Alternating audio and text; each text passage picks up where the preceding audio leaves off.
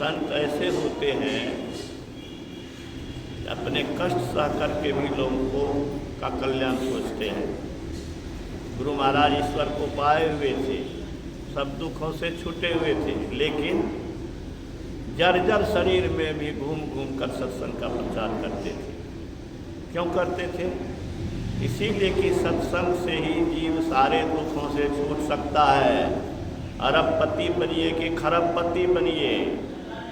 गुरु महाराज कहते हैं राष्ट्रपति, प्रधानमंत्री, राजा, रानी कुछ भी बन जाओ, संसार के उपलब्धि से चैन नहीं है, दुख से छुटकारा नहीं है।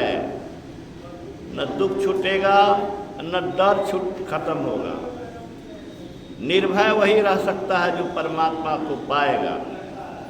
सारे दुखों से वही छूटेगा जो अपनी आत्मा को जानेगा। हम लोग संसार की चीज़ों को जानते हैं, उसका उपयोग करना जानते हैं, अपने आत्मा के अंदर में क्या शक्ति है उसको जानते ही नहीं है कि इसके अंदर क्या शक्ति है। ये मुर्दा शरीर होने वाला है, इस शरीर को बोलने की शक्ति दे रहा है। वह कितना सामर्थ्यवान है, वह इतना सामर्थ्यवान है कि शरीर से अगर अपने को अलग कर लिया जाए तो जो चाहेगा उसमें वो शक्ति आ जाएगी। गुरु महाराज का सत्संग कांप में हो रहा था पूर्णिया जिला में, भीषण सुखाड़ था। सत्संग बहुत अच्छा हुआ। किसान मंच पर आकर कहा सत्संग तो बहुत अच्छा हुआ हुजूर, लेकिन फसलें सूख रही है, भयंकर अकाल पड़ जाएगा। गुरु महाराज उनकी बात सुन लिया और कहा कि मैं ईश्वर से मनाता हूँ वर्षा हो और हम लोग भींग भींग कर सत्संग करें। अब देखिए इस आत्मा की शक्ति को जिसने जागृत किया वो सत्संग हो रहा है। बोलने की देर थी, आकाश में बादल लगने में देर नहीं हुई और मूसलाधार बारिश हुई।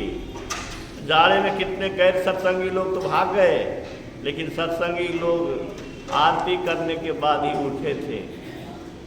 मीरा ने विष पिया, मीरा को उसके पति देवर ने विष पिला दिया, लेकिन वो विष उसका कुछ नहीं बिगाड़ सका। तो परमात्मा को पाने वाले में गजब की शक्ति उत्पन्न होती है। वह मनुष्य देवता से ऊपर हो जाता है। देवता में वो शक्ति नहीं है जो ईश्वर में है। देवता संत के पीछे चलते हैं। अखिल भारतीय महाधिवेशन बरारी में हुआ था, वहाँ पर सिपाही बाबा भंडारा का कार्यक्रम देखते थे। 10-10 हजार लोग एक समय में बैठ के खाते थे। उस समय में 5 शाम का भंडारा हो गया। 6ठे शाम में उन्होंने बताया कि 5 पसेरी चीनी बची थी। मैंने व्यवस्थापक से कहा कि और चीनी मंगा दीजिए। व्यवस्थापक ने कहा जो ही है उसी में काम चलाइए।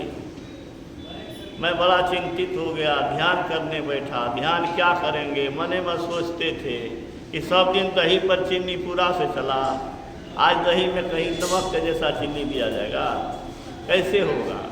यही चिंता में था। हुआ क्या, 2 मुसदंड व्यक्ति आया, सिपाही बाबा वो टेंट में ध्यान कर रहे थे। टेंट से निकला, बोला क्या बात है? तो ये जिलेबा भेजा है साहब ने। हम पहली बार सुने थे कि जिलेबा भी कोई चीज़ होता है। जिलेबी तो सब दिन सुने थे, जिलेबा। हमने कहा बाबा जिलेबा क्या होता है? कहा 3-4 जिलेबी मिला के एक जिलेबी, वही हुआ जिलेबा। तो जिलेबा 2 टुकड़ा ला के दिया। सिपाही बाबा कहते हैं कि मैंने पूछा कि कौन भेजा है? तो कहा साहब ने भेजा है। किसने भेजा है? साहब ने भेजा। कौन साहब? तो कहा साहब का नाम जान के क्या कीजिएगा, नाम तो नहीं बताया, वो चला गया। और हुआ क्या, रात में जब वो जिलेबा परसने लगा 2 टुकड़ा, तो 10,000 आदमी खा लिया, लेकिन समाप्त नहीं हुआ। दूसरे दिन गुरु महाराज के पास गया। कौन? बोलो, सिपाही बाबा गए। कहा कि हुजूर रात में ऐसी घटना घटी है।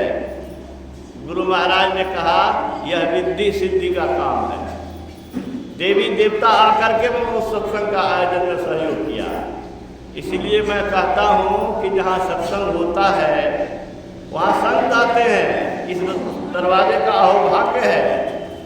मैं संजय जी के परिवार को बहुत बहुत धन्यवाद और बधाई देता हूँ कि नवनिर्मित भवन में, अभी तो बना भी पूरा नहीं है, लेकिन इसमें सत्संग का आयोजन करके बड़ा पुण्य काम किया है। पुण्य काम क्या हुआ? आप हम नहीं देख सकते हैं कि यहाँ संत आए हैं, कौन किस रूप में आए हैं, लेकिन आपको अगर गुरु महाराज की वाणी में विश्वास है तो आप जानिए हम लोगों को पूरा विश्वास है। गुरु महाराज ने कहा जीवन मुक्त लोग सत्संग में आते हैं, चाहे गुप्त होकर या प्रकट होकर। गुप्त होकर के आए आपको हमको आँख है जो देखिएगा। 24/1/82 को गुरु महाराज ने पुष्पा घाट पे कहा था, अभी केवल हम लोग सत्संग करते हैं ऐसी बात नहीं है। वे भी हैं कौन? जो चले गए। शरीर तो जल गया लेकिन वो चेतन आत्मा के साथ है। चले गए हैं वे हैं और वे आते हैं सत्संग। उनको आँख थी, आत्मदृष्टि थी।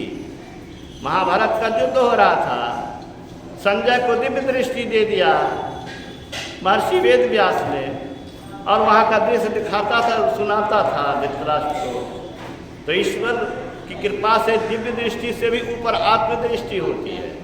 वो दृष्टि जिनको प्राप्त होता है वो देखते हैं कि कौन देवी देवता कहाँ से कौन आए हुए हैं, संत आए हुए हैं। तो ये मकान का अहोभाग्य है कि अभी इसमें घरवास से पहले संतों का आगमन हुआ, संत का दरबार लगा, संत का ज्ञान, संत के विचार, जिस विचार से ही मनुष्य ईश्वर बन सकता है।